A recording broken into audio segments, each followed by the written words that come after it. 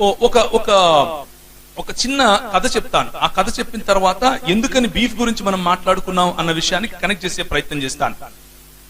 మీకు ఛత్రపతి శివాజీ గారి గురించి ఎంతమంది తెలుసు? మహారాష్ట్రలో ఛత్రపతి శివాజీ గారు కదా. ముఘల్ రాజ్యాలు ఈ దేశంలో విస్తరించే సమయంలో స్థానికంగా ఉన్నటువంటి ఈ మనువాదులు ఏమనుకున్నారు అని అంటే, ఇక మన రాజ్యాలన్నీ నశించిపోతాయి, మన పరిస్థితి ఏంటి, ఏమైపోతామో వీళ్ళు వెళ్ళి కొట్లాడరు, వీళ్ళకి చేత కాదు. వీళ్ళకి ఏం తెలుసు? ముందుండి ఎవరినైనా పావులాగా వాడుకోవటం మాత్రమే తెలుసు. ప్రోత్సహిస్తే ఒక శూద్ర కులానికి చెందినటువంటి ఛత్రపతి శివాజీ గారు, ఇప్పుడున్నటువంటి దాన్ని ఏమంటారు, ఇప్పుడున్నటువంటి మరాఠాలకు సంబంధించినటువంటి వాడు, ఆయన ముందుకొచ్చి ఆయన నాయకత్వం తీసుకుని మహర్లను ఆయన రిక్రూట్ చేసుకున్నాడు. మహర్లు అంటే ఎవరు అని అంటే, మన ప్రాంతంలో వారికి సరిగ్గా కూలిగే వారు మాలలు అనుకోండి. మహర్లను రిక్రూట్ చేసుకున్నాడు. ఎందుకు మహర్లను రిక్రూట్ చేసుకున్నాడు అని అంటే, వాళ్ళు శరీర దారుఢ్యం బాగా ఉంటుంది, పొడుగ్గా ఉంటారు, వారు బాగా పోట్లాడతారు, వారికి పోట్లాడే గుణం ఉంది, వారు కష్టపడతారు అని అర్థం చేసుకున్నాడు. కాబట్టి వారు ఈ ప్రోటీన్ బాగా తింటారు. ఏ ప్రోటీన్? బీఫ్ తింటారు కాబట్టి అని వారు రిక్రూట్ చేసుకున్నాడు. రిక్రూట్ చేసుకుని వారికి ఉండాల్సినటువంటి ట్రైనింగ్ ఇచ్చి, చేయాల్సినటువంటి ట్రైనింగ్ చేసి, వారిని ఒక బ్రహ్మాండమైన సైన్యంగా తయారు చేసి పోరాడాడు. పోరాడి ఒకానొక సమయానికి ఈ మొఘల్ సామ్రాజ్యాన్ని మరాఠా సామ్రాజ్యంగా మలిచే దిశగా వెళ్ళిపోయాడు. ఆయన ఛత్రపతి ఇప్పుడు ఆయన రాజు అవ్వాలి అని అంటే ఒక్క బ్రాహ్మణుడు ముందుకొచ్చి ఆయనకు పట్టాభిషేకం చేయట్లేదు. ఒక్క బ్రాహ్మణుడు. ఆయన బ్రతిమాలుకున్నాడు అందరినీ, రండయ్యా, దయచేసి రండి, నేను మీ వాడినే కదా అంటే, నువ్వు మా వాడిని ఎట్లవుతావురా, నువ్వు మా వాడివి కాదు. ఛత్రపతి శివాజీకి పట్టిన గతి గురించి మాట్లాడుతున్నాను, నీకు నాకు పట్టింది కాదు. ఎవరైతే వారి తరఫున పోరాడాడో, ఎవరైతే వారిని సంరక్షించడం కోసం పోరాడాడో, ఎవరైతే వారి ధర్మాన్ని సంరక్షించడం కోసం పోరాడాడో, ఆయనకు బొట్టు పెడితే నేను తాకాల్సి వస్తుంది శూద్రుణ్ణి, నేను ఎట్లా బొట్టు పెడతాను అని అన్నాడు. లాస్ట్ కు అంబాజీ భట్ అనే ఒక ఆయన పట్టుకొని వచ్చుకుని కాశీ నుంచి ఎడమకాలి బొట్టును వేలతో బొట్టు పెట్టాడు. మన దేశంలో మహారాష్ట్రలో ఇప్పటికీ కూడా ఛత్రపతి శివాజీ బొమ్మ పెట్టుకుని శివసేనులుగా కొంతమంది పిలుచుకుంటూ ఉంటారు. ఏ మనుధర్మ శాస్త్రం గురించి పోరాడుతున్నారంటే వాళ్ళు ఈ మనుధర్మ శాస్త్రం గురించి పోరాడుతున్నారు. ఎడమకాలి బొట్టను వేలుతో బొట్టు పెట్టి ఆ భట్టని ఆయన అప్పుడు ఈయనను ఛత్రపతిగా ఘోషించటానికి ముందు ఒక షరతు పెట్టారు. నువ్వు ఇంతమంది బ్రాహ్మణులకు ఈ విధంగా భోజనం పెట్టాలి, ఇంతమంది బ్రాహ్మణులకు ఈ విధంగా మణుగులు ఇవ్వాలి, ఇంతమంది బ్రాహ్మణులకు ఈ విధంగా మాన్యాలు ఇవ్వాలి అని ఆంక్షలు పెట్టారు. సరే అని చెప్పి ఆయన ఒప్పుకొని చేశాడు. ఒప్పుకొని చేసిన తర్వాత సరే ఇప్పుడైనా సరే, మరి ఇప్పుడు నేను క్షత్రియుడిగా నువ్వు భావిస్తావా అని అర్థించాడు. నువ్వు ఎట్లా క్షత్రియుడిగా భావిస్తావు? ఇదే విధంగా మీరు ప్రతి సంవత్సరం ఇన్ని సంవత్సరాలు చేస్తే నీ కొడుకు అంటే నీ మనవడికి మేము ఆ అధికారం ఇస్తామన్నారు. అర్థమవుతుందా? ఏ భావజాలంతో మనం పోరాడుతున్నామో అర్థం చేసుకోండి. నీ మనవడికి మేము క్షత్రియుని యొక్క అధికారాన్ని ఇస్తాము అని చెప్పారు. ఆ కారణంగా ఛత్రపతి శివాజీకి పట్టినటువంటి గతి అది. ఇప్పుడు మహర్లు ఆయనకు తోడుగా ఉండి పోరాడారు. కానీ మహర్లు మాత్రం ఎవరు? నిజానికి దాసులు, దస్యులు, రాక్షసుల యొక్క సమాజానికి చెందినోళ్ళు కదా. వీళ్ళని తాకకూడదు కదా. వీళ్ళు ఏ విధంగా ఛత్రపతితో కలిసి పనిచేస్తారు అని అనుకుని అప్పుడు వీళ్ళు పేష్వా అన్నటువంటి ఒక రాజ్యాన్ని తీసుకొచ్చారు. పేష్వా రాజ్యం అంటే ఏంటంటే, ఈ ఛత్రపతులు ఎవరు కూడా సొంతంగా నిర్ణయం తీసుకోవటానికి వీలుండదు. పేష్వాలుగా వ్యవహరించే, అంటే ఈ రోజు ఛత్రపతి అనే ఆయన ప్రెసిడెంట్, పేష్వా అనే ఆయన ప్రైమ్ మినిస్టర్. ఇప్పుడు మీకు అర్థమవుతుంది, ప్రైమ్ మినిస్టర్ అన్ని చేస్తాడు, అవునా కాదు? ప్రెసిడెంట్ ఓన్లీ సైన్ పెడతాడు. అలా చేసేసారు ఎవరిని? ఛత్రపతి వంశాన్ని. పేష్వాలు ముందుండి ఆ ఛత్రపతి వంశాన్ని నిర్వీర్యం చేసేసి కేవలం నువ్వు అక్కడ ఒక బొమ్మగా ఉండు, మిగిలిన పని మేము చేస్తాం అని చెప్పి వాళ్ళు వచ్చిన వెంటనే మహర్లకు ఏం చేశారు తెలుసా? మూతికి ఒక ముంత కట్టారు, వెనకలొక చీపురు కట్టారు. మూతికి ఒక ముంత, వెనకలొక చీపురు కట్టేసి అప్పుడు వాళ్ళు శనివారవాడ అని ఒక ప్రాంతంలో జీవించేవాళ్ళు. పూనాలో శనివారవాడ, పూనా, సతారా, ఈ ప్రాంతాలన్నింటిలో కూడా నేను తిరిగి వచ్చాను. అవన్నీ చూసిన తర్వాత చెప్తున్నాను, ఊరికే చెప్పట్లేదు. శనివారవాడలోకి, శనివారవాడ నుంచి ఇన్ని మైళ్ళ దూరం వరకు అసలు వాళ్ళు కనిపించకూడదు. ఎవరు? ఎవరైతే వాళ్ళ కోసం పోరాడి వారికి రాజ్యాన్ని తీసుకుని వచ్చి ఇచ్చారో, ఎవరైతే ముస్లింలకు వ్యతిరేకంగా పోరాడి వారి కోసం నిలబడ్డారో వాళ్ళు ఏమైపోయారు? సడన్ గా అస్పృశ్యులు, దాసులు, దస్యులు, నాగులు. ఎందుకు? శ్రేయాన్ స్వధర్మో విగుణః అంటే స్వధర్మం ఎంత దరిద్రమైనా సరే అదే చెయ్యాలా అని చెప్పింది కాబట్టి వాళ్ళ పుస్తకం. అర్థమవుతుందా? నీకోసం వాడు కష్టపడినా సరే వాడిని మాత్రం అక్కడ పెట్టాలి. పరధర్మాత్ స్వనిష్ఠితాత్. ఎంత దరిద్రమైనా సరే, ఎంత మంచిదైనా సరే నిష్ఠగా పరధర్మాన్ని మాత్రం చేయకూడదు. ఏంటా పరధర్మం? యేసు ప్రభువుని నమ్ముకోవడం అనుకుంటారు. అది కాదు నేను చెప్పేది. ఒక మహరు పోయి ఒక వారియర్ గా పని చేయకూడదు. ఒక మహర్ వెళ్ళి యుద్ధంలో చేయకూడదు. యుద్ధం చేశాడు కాబట్టి వాడిని మేము ఏం చేస్తాం? ఇప్పుడు దూరం పెడతాం. అర్థమవుతుంది కదా ఇప్పుడు ఎందుకు మనం ఈ మాటలు మాట్లాడుతున్నామో? ఆనాడు వారు పౌష్టికంగా ఉన్నటువంటి బీఫ్ తిన్నారు కాబట్టి, బలంగా ఉన్నారు కాబట్టి వాళ్ళని ఏ విధంగా తిరిగి మనం నిర్వీర్యం చేయాలి? వారు పోరాడి గెలిచి వారికి పట్టం కట్టిన తర్వాత మూతికి ఒక ముంత కట్టండి, వెనకొక చీపురు కట్టండి, వాడు తిరగాలి. వాడు కాలు పెట్టి నడిచిన తర్వాత వాడి కాలే వాడు తుడుచుకుంటూ వెళ్ళాలి అని పని చేశారు. పని చేసిన తర్వాత అలా శనివారవాడ ప్రాంతంలోనికి వారు రానికుండా, ఒకవేళ వస్తే శనివారవాడలో వారి నీడ పడనివ్వకుండా వారి చుట్టూ ఏదైనా ఒకటి పెట్టుకుని నడవాలనటం, వాడి పై వస్త్రం లేకుండా నడవాలనటం, కేవలం గోచిలోనే నడవాలి అనటం, లేకపోతే కొన్నిసార్లు నీ మెడకు కానీ చేతికి కానీ నల్లటివి ఏదైనా కట్టుకోవాలనటం. నువ్వు శూద్రుడని తెలియాలి, అందుకనే నల్ల మొలతాడులే అమ్ముతారు బయట. నువ్వు శూద్రుడు అని తెలియాలి. అలా కట్టినటువంటి ఈ విషయాలన్నీ మొదలుపెట్టి భయంకరమైన పరిస్థితిలో ఉన్నప్పుడు రోడ్డు మీద నడుస్తూ ఉంటే నువ్వు ఎలా రోడ్డు మీద నడుస్తావురా? రోడ్డు మీద నడవడానికి నువ్వు మహరువి కదా, నువ్వు చమహారువు కదా, నువ్వు ఎరుకలవి కదా, నువ్వు యానాదివి కదా, నువ్వు మాదిగవు కదా, నువ్వు మాలవు కదా, నువ్వు నేత కానివి కదా, నువ్వు పింజారివి కదా. నువ్వెట్లా నడుస్తావు? మేము నడుస్తూ వచ్చినప్పుడు దాన్ని ఏమంటారు, నీ నీడ మా మీద పడదా? మేము వెళ్ళి మళ్ళీ స్నానం చేయొద్దా? ఇందుకెళ్ళు అని అన్నారు. అలాంటి సమయంలో ఒకానొక సైన్యం మన దేశంలోకి వచ్చింది. కానీ ఈ సైన్యం దగ్గర చేతిలో కత్తులు, కటార్లు, బాంబులు ఏమీ లేవు, పిస్తోళ్లు లేవు. ఈ సైన్యం ఏం చేసింది అని అంటే మన దేశంలో ఉన్నటువంటి బడుగు బలహీన వర్గాలను చూసింది. 1750 నుంచి 1810 వరకు విశాఖపట్నంలోనికి లండన్ మిషన్ వారు రావటం, ఆ లండన్ మిషన్ వారు చేసినటువంటి పరిచర్యలు, కేవలము 3 సంవత్సరాల్లోనే 25కు పైగా స్కూళ్లు పెట్టడం. 1840లో ఇక్కడ 1857లో జరిగినటువంటి సిపాయి తిరుగుబాటు మ్యూటినీ జరిగే సమయంలోనే అసలు స్త్రీలు చదవచ్చా చదవకూడదా, స్త్రీలు లోపలే ఉండాలి, స్త్రీల కనుబొమ్మలు కలుస్తున్నాయి కాబట్టి అది రాక్షసితో సమానం, స్త్రీకి కాముకత మరియు గర్వం మరియు ఎంతసేపు నగల మీద ఆశ ఉంటుంది, వాళ్ళ పుస్తకాలు రాసుకున్నారు, నేను చెప్పలేదు.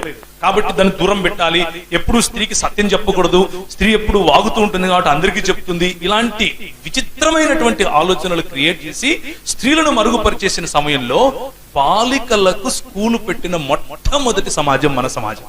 దేవునికి స్తోత్రం కలుగునుగా. ఎవరు నేర్పారు ఇది? మనుధర్మశాస్త్రం నేర్పిందా? కాదు.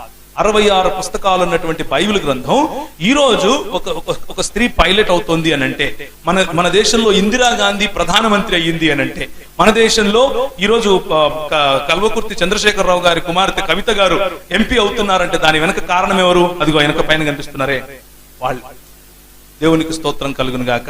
వాళ్ళకి ఈ రోజు కనిపించకపోవచ్చు, కానీ ఒకానొక సమయంలో భయంకరమైనటువంటి వివక్షకు గురైనటువంటి ఈ సమాజాలను పైకి తీసుకుని వచ్చింది బైబిల్ భావజాలం పట్టుకుని వచ్చినటువంటి క్రైస్తవ మిషనరీలు. మొదటి సంవత్సరంలో 25 స్కూళ్ళు, చాలా తక్కువ. మెడ్రాస్ ప్రెసిడెన్సీ గురించి ఒకసారి నేను స్టడీ చేశాను. మెడ్రాస్ ప్రెసిడెన్సీలో ఏ విధంగా క్రైస్తవ సమాజం ఎలాంటి పరిచర్య చేసింది. 2 చేతులను, ఒక చేయిని విద్యాలయాలుగాను, ఇంకొక చేతిని వైద్యాలయాలుగాను, ఈ రెండిటిని వారు ఉపయోగించారు. మొట్టమొదటి స్కూల్ మనది, మొట్టమొదటి కళాశాల మనది, మొట్టమొదటి థియాలజీ కాలేజ్ మనది, మొట్టమొదటి వైద్యశాల మనది, మొట్టమొదటి ప్రసూతి విభాగం మనది, మొట్టమొదటి నర్సింగ్ కాలేజ్ మనది, మొట్టమొదటి IAS విభాగం తీసుకొచ్చింది మనం, IPS ట్రైనింగ్ తీసుకొచ్చింది మనం, తపాలా తీసుకొచ్చింది మనం. మిషనరీలు వారి సంస్థలకు రాసుకోవాలని చెప్పి మనకు ఒక ఒక్క నిమిషం ఇక్కడ ఆగుతాను. ఏంటి అని అంటే చాలా మందిలో ఈ కన్ఫ్యూజన్ ఉంటుంది. ఇంతకు నేను ఎవరి గురించి మాట్లాడుతున్నాను? బ్రిటిష్ వాళ్ళ గురించా? తెల్లోళ్ళు వస్తారు వాళ్ళ గురించా? నేను వాళ్ళ గురించి మాట్లాడట్లేదు. తెల్లోడు దోసుకుని వెళ్ళిపోయాడు. తెల్లోడు గురించి నేను మాట్లాడటంలా. తెల్లోడైనా నల్లోడైనా మన దేశానికి వచ్చినటువంటి మిషనరీలు ఎక్కడెక్కడి నుంచి వచ్చారు? ఇంగ్లాండ్ నుంచి వచ్చారు, అమెరికా నుంచి వచ్చారు, కెనడా నుంచి వచ్చారు, వేల్స్ నుంచి వచ్చారు, తర్వాత ఫ్రాన్స్ నుంచి వచ్చారు, ఆ తర్వాత జర్మనీ నుంచి వచ్చారు, సుడాన్ నుంచి వచ్చారు, లిబియా నుంచి వచ్చారు, సిరియా నుంచి వచ్చారు, ఈజిప్ట్ నుంచి వచ్చారు, రైట్, ఇరాన్ ప్రాంతం నుంచి వచ్చారు. ఇన్ని ప్రాంతాల నుంచి మిషనరీలు వచ్చారు మన దేశానికి. ఆఫ్ఘనిస్తాన్ నుంచి వచ్చారు. షేర్ బహదూర్ గారు అప్పట్లో ఆఫ్ఘనిస్తాన్ నుంచి వచ్చినటువంటి మిషనరీ గారు. ఆయన మాట్లాడితే ప్రజలు వణికేవారంట. అలా మాట్లాడేవాడంట ఆయన. ముస్లింల మధ్యలో పరిచయం చేశాడు. ఇదంతా చరిత్ర, ఇదంతా మీ చరిత్ర, మీ పుత్రులు చేసిన చరిత్ర. మనం తెలుసుకోకపోతే నిద్రాణ స్థితిలో ఉంటాం, మనం కళ్ళు మూసుకుని ఉంటాం. ఒకానొక రోజు మనం మెల్లిమెల్లిగా, ఒకప్పుడు బౌద్ధం ఎలా తుడిచిపెట్టుకుపోయిందో ఈ దేశంలో, అలాగే మనము తుడిచిపెట్టుకుపోతాం. మనం తెలుసుకుంటే సంఘటితం అవుతాం. అందుకే చెప్పే ప్రయత్నం చేస్తున్నాను. సరే, మళ్ళీ మహర్ల దగ్గరికి వద్దాం. ఈ మహర్లు, ఇలాంటి మహర్లను ఉద్ధరించడం కోసమే ఆ దేవుడు పంపినటువంటి సైన్యముగా చేతిలో బైబిల్ పట్టుకొని వచ్చారు. వీళ్ళు చంపటానికి, కొయ్యటానికి, నరకటానికి, నిర్వీర్యం చేయటానికి రాలేదు. ప్రజలను బాగుపరచటానికి వచ్చారు. మరి ఈ పేష్వాల యొక్క సామ్రాజ్యం విస్తరించింది. భయంకరంగా అణిచివేత జరిగింది. భయంకరంగా మహర్లు, తర్వాత భయంకరంగా అక్కడున్న భంగీలు, భయంకరంగా అక్కడ ఉన్నటువంటి మాల్వా ప్రాంతము, నిమాడ్ ప్రాంతము, తర్వాత ఇప్పుడున్నటువంటి సింధియాలు పాలించినటువంటి ప్రాంతం అంటే గ్వాలియర్ ప్రాంతం, ఈ ప్రాంతం అన్నిట్లో కూడా బడుగు బలహీన వర్గాల పరిస్థితి భయంకరం అయిపోయింది. అలాంటి పరిస్థితుల్లో ఒకానొక సమయంలో బ్రిటిష్ వారు ఈ దేశానికి వచ్చి బ్రిటిష్ వారు పోరాడుతున్నారు పేష్వాలతో. ఎందుకు? మరాఠవాడాను జయించడం కోసం పోరాడుతున్నారు. అది కేవలం ఒక రాజకీయ పరమైనటువంటి, లేకపోతే రాజ్యాధికారం కోసం చేసేటటువంటి పోరాటం. మన పితరులు చేసే పోరాటం కాదది. అయితే ఈ బ్రిటిష్ వాళ్ళు ఏం చేశారంటే, ఈ బ్రిటిష్ వాళ్లకు వీళ్ళకుండే తెలివే, సావు తెలివితేటలు. అంతా ఒకటే జాతి, ఇది విభజించి పాలించాలనే జాతి. వీళ్ళు ఏం చేశారు అని అంటే, మేము మరాఠాలతో పోరాడుకున్నాం, మా చేత కావట్లేదు. మొదటి రోజు యుద్ధానికి వెళ్తే వందల కింద చచ్చిపోయారు పేష్వాలతో పోరాడలేక. అప్పుడు మహర్లను మళ్ళీ చూశారు. వీళ్ళు ఏందబ్బా, వీళ్ళు పెద్ద పెద్దగా దాన్ని ఏమంటారు, ఏం తింటారు వీళ్ళేమో లావుగా పొడుగ్గా ఎత్తుకున్నారు, మంచిగా యుద్ధం చేస్తున్నారు. ఎలా వచ్చింది అది? ఆ శరీర దారుఢ్యం వాళ్ళు తినేటటువంటి భోజనం అలాంటిది. ఈ పేష్వాలు తినరు కదా, పేష్వాలు పప్పు తింటారు. పప్పు తింటే ఏం యుద్ధం చేస్తారు? వీళ్ళని పట్టుకొచ్చుకుందాం అని చెప్పి వాళ్ళని రిక్రూట్ చేశారు. రిక్రూట్ చేసుకున్న తర్వాత వీళ్ళు 20,000 మంది సైన్యాన్ని, దాదాపు 900-500 సంఖ్య పక్కన పెట్టండి, ఏదైతే ఏముంది, భీమా కోరేగావ్ అనేటువంటి ప్రాంతంలో వాళ్ళు నిలబడి పోరాడారు. వాళ్ళు నిలబడి పోరాడితే ఒకే రోజు రాత్రి ఆ ప్రాంతంలో పేష్వాలను ఓడించారు. ఎందుకు అనంటే, 100 సంవత్సరాలుగా వీరి మీద జరుగుతున్నటువంటి ఒత్తిడి, 100 సంవత్సరాలుగా వీడి మీద జరుగుతున్నటువంటి వివక్ష, ఆ వివక్షకు ప్రతీకారంగా వారు ఆ రోజు యుద్ధాన్ని వాళ్ళు ఎన్నుకుని యుద్ధంలో వీరిని ఓడించారు. పేష్వాల యొక్క రాజ్యం ఆ రోజుతో అంతం చేశారు. పేష్వాలను పక్కన పెట్టేసి వీరికి మహర్లను తీసుకుని, మహర్లకు ఒక మొత్తం వింగ్ నే, అంటే ఒక సైన్యం వింగ్ నే తయారు చేసి ఇచ్చారు. ఎవరు? బ్రిటిష్ వాళ్ళు. కానీ అప్పటి నుంచి ప్రార్థన గుర్తుంది కదా. ఏంటి ప్రార్థన? ఓ ఇంద్రా, వాడి దగ్గర ఆవులు ఉన్నాయి, వాడిని చంపి నాకు ఆవులు ఇయ్యి. ఓ ఇంద్రా, వాడి దగ్గర గుర్రాలు ఉన్నాయి, వాడిని చంపి నాకు గుర్రాలు ఇయ్యి. ఓరి వీడు తెల్లోడు వచ్చాడు, వీడికి మళ్ళా గుర్రాలు ఇచ్చాడు, నాకు గుర్రాలు కావాలి, నా గుర్రాలు నా దగ్గర లేకుండా పోయాయి.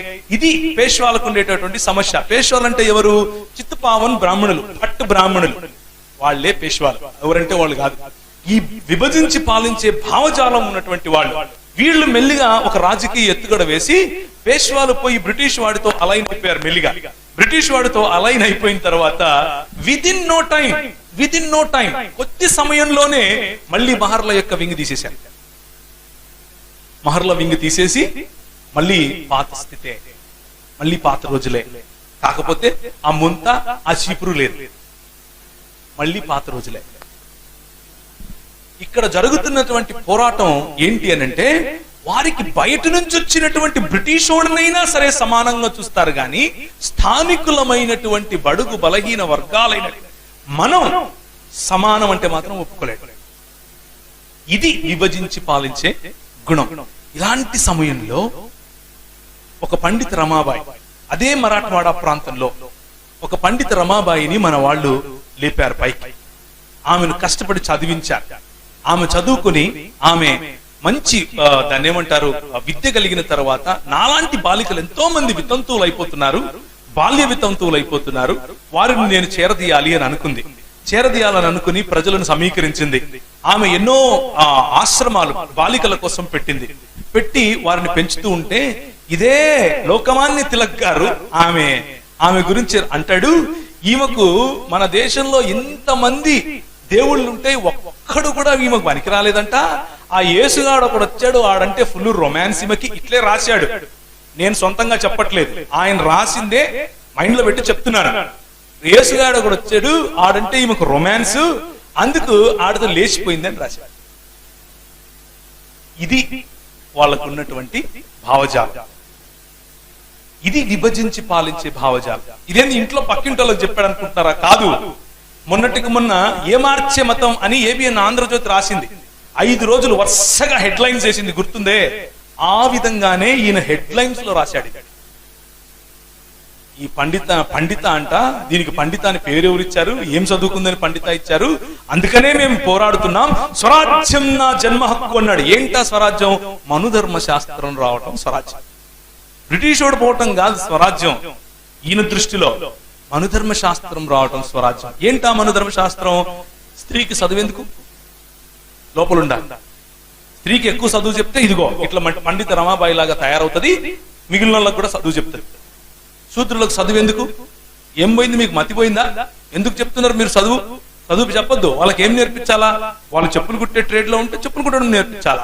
వాళ్ళు మంగళంలో అయితే వాళ్ళకి తలకత్తిరించడం నేర్పించాలా? ఇది ఆయన చెప్పిన మాటలు, నేను చెప్పిన సొంత మాటలు కాదు. ఆయన పేపర్ లో ముద్రించి మరీ ఇచ్చాడు. కేసరి పేపర్ పేరు. ఇది ఈ దేశంలో బడుగు బలహీన వర్గాల పట్ల జరుగుతున్నటువంటి దాడి.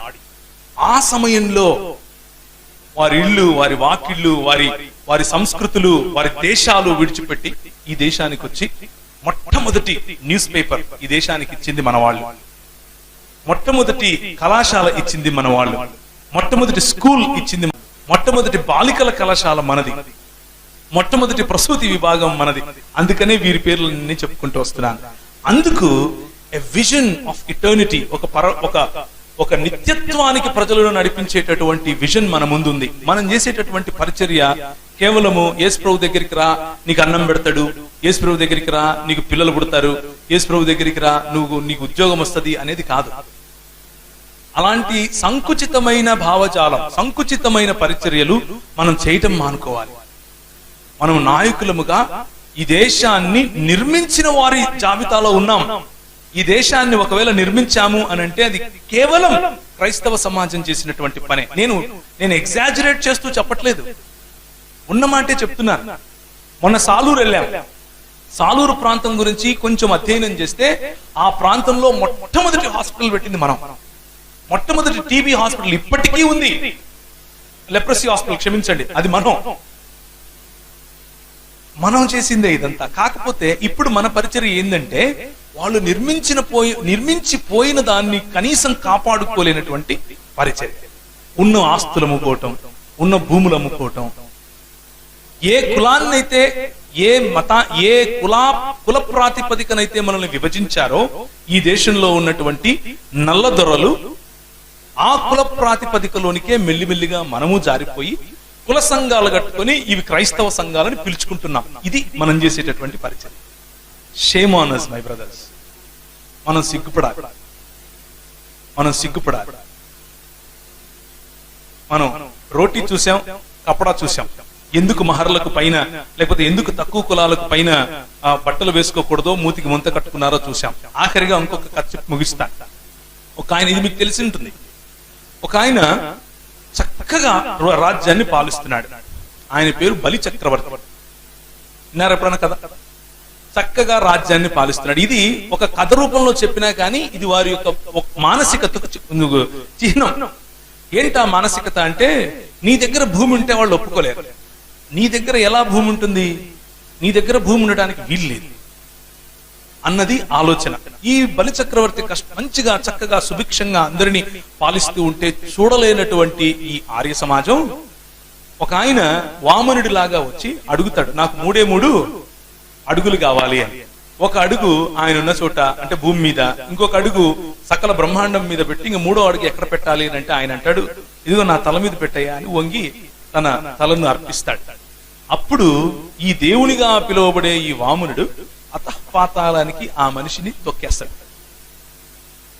ఇది వారి సంస్కృతి. ఏంటంటే నీ దగ్గర భూమి ఉండటం వాళ్ళకి ఇష్టం లేదు, నీ దగ్గర ఇల్లు ఉండటం వారికి ఇష్టం లేదు. నువ్వు బట్ట కట్టద్దు, నువ్వు భోజనం చెయ్యొద్దు, నీ దగ్గర ఇల్లు ఉండద్దు, ఈ 3 ఉండద్దు. ఈ 3 చేశారు మన క్రైస్తవ సమాజం. మొట్టమొదటిగా చదువిచ్చారు. నీకు కోల్పోయినటువంటి గుర్తింపు, నువ్వు మనిషివి అన్న గుర్తింపును తిరిగి తీసుకొని వచ్చి ఇచ్చారు. నీకు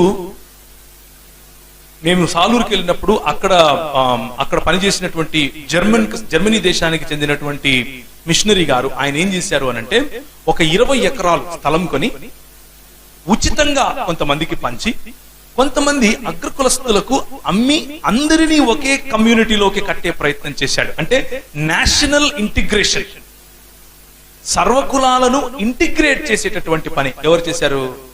మన పితరులు చేశారు. విభజించే పని ఎవరు చేశారు? ఈ దేశాన్ని కుసంస్కృతిలోనికి తీసుకెళ్ళినటువంటి వారు చేశారు. ఇది మనం తెలుసుకోవాలి అన్న ఉద్దేశంతో చేసేదే ఇండాలజీ. మన దేశ చరిత్ర ఏంటి, ఆ దేశ చరిత్రలో మనల్ని ఏ విధంగా కడుతున్నారు అన్నది. ఒకానొక సమయంలో ఈ ఒంగోలు ప్రాంతం భయంకరమైనటువంటి కరువు, తినటానికి భోజనం లేదు, కష్టపడుతున్నారు. ఎక్కడ వర్షం పడట్లేదు, పంటలు పండట్లేదు, మొత్తం పశువులన్నీ బక్క చిక్కిపోతున్నాయి, మనుషులు చచ్చిపోతున్నారు. అయ్యా కొంచెం అన్నం పెట్టండి అయ్యా అని వెళ్ళి ఈ బూర్జువారీ వ్యవస్థలో ఎవరైతే ధనవంతుల వారి దగ్గరికి వెళ్ళి అడిగితే మన పెద్దలు వారికి అన్నారు, అరే నువ్వు మా ఇండ్లలోకి వచ్చి పని ఎట్లా చేస్తావు గానీ ఒక పని చెయ్యి, మా గొడ్లు మాకు పండిన ధాన్యానికి తొక్కుతాయి, ఆ తొక్కే సమయంలో నువ్వు కూడా రా పని చేయి, పని చేసిన తర్వాత నీకు మేము జీతం ఇవ్వలేము, ఇప్పట్లో మా దగ్గర డబ్బులు అంటే మాది మాకు కావాలి కదా, కాబట్టి జీతం అయితే ఇవ్వం, ఒక పని చేయి, మా గొడ్లు తింటాయి. ఏం తింటాయి? గింజలు. ఏం గింజలు? అప్పుడు కంకులు పండిస్తున్నారు, కంకులు తింటాయి. కంకులు అంటే అర్థమవుతుందా? కంకి అంటే ఏంటో? మొక్కజొన్నలు అవి తొక్కుతాయి. తొక్కిన తర్వాత ఆ తొక్కుతూ తింటాయి. తిన్న తర్వాత పేడేస్తాయి, అవి అరిగించుకోలేవు. ఎందుకంటే పశువులు ఎలా అరిగించుకుంటాయి? నెమరు వేయాలి, ఒక చోట కూర్చుంటే నెమరు వేయాలి. మీకు తెలుసు కదా, మీకు అన్ని తెలిసినవే ఇవన్నీ. నెమరు వేస్తే తప్ప అరిగించుకోలేవు పశువులు. అవి పేడ వేస్తాయి, ఆ పేడ మీకు జీతంగా ఇస్తాను అన్నారు. సంవత్సరాలు మన వాళ్ళు అలా బ్రతికారు. మీకు తెలుసో తెలియదు, వాళ్ళు అవి వేసిన పేడ తీసుకెళ్లి నీళ్లలో వేసి ఆ పేడ శుభ్రం చేసేసిన తర్వాత ఆ గింజలు ఆరబెట్టిన తర్వాత కొంచెం ఆరబెట్టి ఎండించిన తర్వాత వాటిని ఇసురుకొని పిండి చేసుకుని రొట్టెలు చేసుకుని తినాలి. అది మన దేశంలో మన పితరులకు ఉన్నటువంటి పరిస్థితి. ఆ రోజుల్లో అలాంటి పరిస్థితుల్లో ఒక జాన్ ఈ క్లౌ అనేటటువంటి ఆయన వచ్చాడు. జాన్ ఈ క్లౌ, ఆయన పేరు ఎంతమందికి తెలుసు? చరిత్ర 2, 3. ఇది మన దుస్థితి.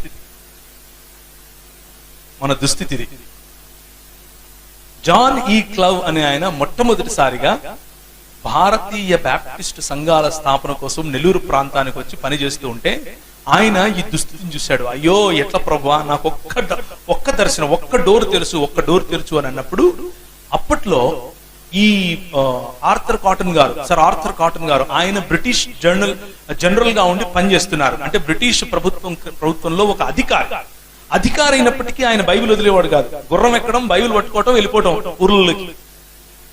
గుర్రం మీదనే వెళ్ళిపోయి సువార్త చెప్పెట్టాడు ఆయన. అస్సలు కాంప్రమైజ్ అయ్యే క్వశ్చన్ లేదు ఆ రోజుల్లోనే.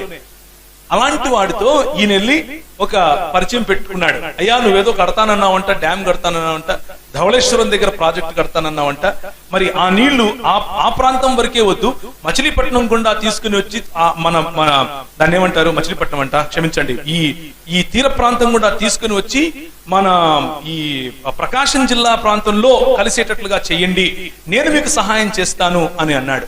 ఇది దేవుని రాజ్య స్థాపన. దేవునికి స్తోత్రం కలుగును గాక. బైబిల్ పట్టుకుని మత్తయి సువార్త 5వ అధ్యాయంలో ఇట్లుంది, రా మునుగుతాను, ముంచుతాను మునుగు అని అంటే, అది కేవలము నువ్వు చచ్చిపోతే పరలోకం పోతావు అని చెప్పి సువార్త. అక్కడితో ఆగలేదు మన తల్లిదండ్రులు. నీ రాజ్యం వచ్చునుగాక అన్న వైపుగా పనిచేశారు. అందుకనే చచ్చిపోయే వారిని వాళ్ళ కర్మలేరా అన్నటువంటి సంస్కృతిలో వాడి కర్మ ప్రకారం వాడికి దక్కింది అనే సంస్కృతిలో కర్మ కాదు, మనం మార్చగలం అని ఆలోచించారు. అలాంటి గోదావరి జలాలను వారు కెనాల్స్ ద్వారా త్రవ్వుకుంటూ ఎక్కడికి, ప్రకాశం జిల్లా వరకు తీసుకెళ్లారు. 100 కిలోమీటర్లు. ఎవరు తవ్వుతారు? అన్నమే లేదు. అన్నం అడిగితే పేడిస్తున్నారు. ఏమయ్యా అంటే, మీరు కాలువలు త్రవ్వండి, నేను మీకు అన్నం పెడతాను అన్నాడు. అందుకు మనల్ని రైస్ క్రిస్టియన్స్ అంటారు. అర్థమవుతుందా? అందుకు మనల్ని వీళ్ళు అన్నం కోసం ఏమయ్యారు, మత మార్పిడి చేసుకున్నారు అంటారు మనల్ని. ఇది రైస్ అన్నం కాదు, ఇది మా ఆత్మగౌరవం.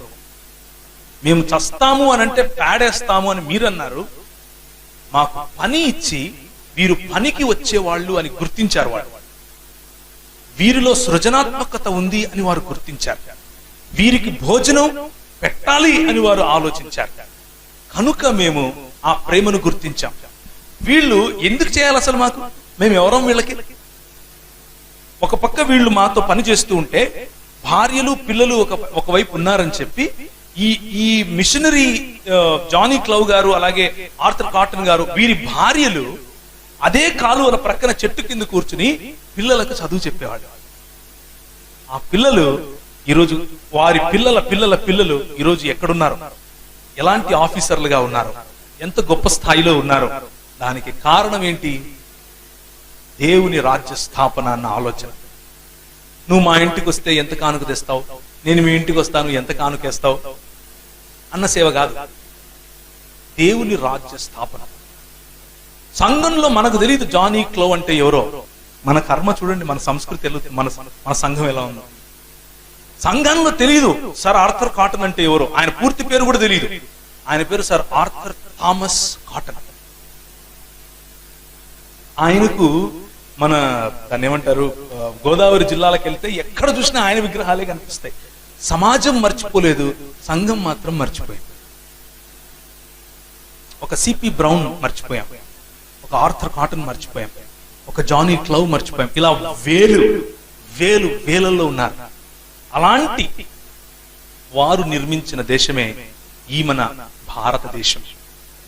ఆ భారతదేశాన్ని వారు వేసినటువంటి ఆ అడుగుల్లో గనక మనం కూడా వెళ్ళగలిగితే మనం రానున్న రోజుల్లో ఇంకా భావి తరానికి ఇంకా సుభిక్షమైన భారతదేశాన్ని ఇవ్వగలుగుతాం. లేకపోతే ఒకనొక రోజు క్రైస్తవులు ఉండేవాళ్ళంట ఇక్కడ, ఏ విధంగా అయితే ఒకనొకప్పుడు బౌద్ధం ఉండేదంట అంటున్నామో అలాగే ఉంటుంది. బౌద్ధ మఠాలు ఏ విధంగా అయితే పూర్తిగా నిర్వీర్యం అయిపోయాయో అలాగే క్రైస్తవ ప్రాంతాలు, క్రైస్తవ ఆలయాలు కూడా నిర్వీర్యం అవుతాయి. ఇది పొలిటికల్ గా జరుగుతున్నటువంటి విభజించి పాలించే కుటిల లేకపోతే కౌటిల్య నీతి. అది జరుగుతుంది, జరిగి తీరుతుంది. మన ప్రభువు కూడా చెప్పాడు అలాంటివి జరుగుతాయి. కానీ క్రైస్తవ సంఘ సేవకుడిగా మన బాధ్యత ఏమిటి అని అంటే, వీటిని తెలుసుకుని ఒక నెహెమ్యాకు ఒక ఎజ్రా తోడైనట్లుగా ప్రతి ఒక్కరము మన పరిధుల్లో మనం పరిచర్య చేసేవాళ్ళం, దేవుని సేవకులము అని గుర్తించి సంఘటితమై మన సమాజం కోసం, మన సమాజంలో దేవుని రాజ్య స్థాపన కోసం మనము ఈ భారతదేశాన్ని ఎలా నిర్మించాం, ఎలా నిర్మించబోతున్నాం అన్నది ప్రజలకు చెప్పగలగాలి, ప్రజల దృష్టికి తీసుకెళ్లగలగాలి. మనం ఏనాడు ఆశ చూపించి ప్రజలను మత మార్పిడి చేసిన వాళ్ళం కాదు, కానీ వారికి కావలసినటువంటి ఆత్మగౌరవాన్ని ఇచ్చేవాళ్ళం అని చెప్పగలగాలి. ఆత్మగౌరవము ఇచ్చాం, ఆత్మీయమైనటువంటి విద్యను ఇచ్చాం. ఎవరైతే ఆకర్షింపబడ్డారో ప్రభువు చేత వారు ప్రభువును వెంబడిస్తున్నారు. కొందరు కాషాయ వస్త్రాలు ధరించుకుని వెంబడిస్తున్నారు, కొందరు ఇంకా గడ్డాలు పెట్టుకుని టోపీలు పెట్టుకుని ప్రభువును వెంబడిస్తున్నారు, కొందరు వారి పేర్లు మార్చుకొని వెంబడిస్తున్నారు. కానీ ఏది ప్రాముఖ్యం కాదు, కేవలము వెంబడించటమే ప్రాముఖ్యం as far as Christian world view is concerned. కనుక మన ప్రభువు మనకు అలాంటి కసి, దేవుని రాజ్య స్థాపన, అన్న కసి ఇచ్చినట్లుగా మనం చిన్న ప్రార్థన చేసుకుని ముగించుకుందాం. భోజనం అయిపోయిన తర్వాత అసలు మన వెనుకబాటుకు క్రైస్తవ మిషనరీలు ఏ విధంగా పనిచేశారు, స్పెసిఫిక్స్ లోనికి వెళదాం. ఇప్పుడు ఒక ఓవరాల్ పెద్ద పిక్చర్ చూసాము, కొంచెం స్పెసిఫిక్స్ లోనికి వెళ్తాం. ఏ ఏ ప్రాంతంలో ఎలా జరిగింది, అలాగే మన దేశ ఆర్థిక వ్యవస్థ. కొంతమంది అంటూ ఉంటారు, ఈ ఆర్థిక వ్యవస్థ ఒకప్పుడు ఈ బ్రిటిష్ వాడు రాకముందు 50% జీడిపి ఉండేది, వాళ్ళు వచ్చి కొల్లగొట్టుకొని వెళ్ళిపోయారు. ఆ విషయాన్ని కూడా కొంచెం చూద్దాం.